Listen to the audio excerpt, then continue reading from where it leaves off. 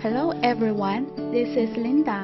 Today I'd like to show you around our factory. Here is the overview outside. The first step, rough machine for the forging.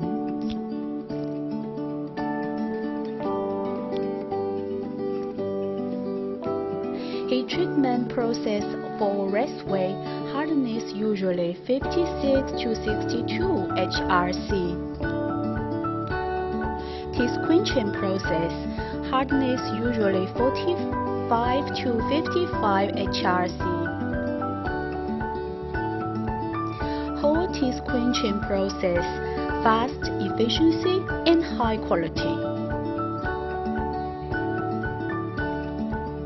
This is our half-finished product on batch production line.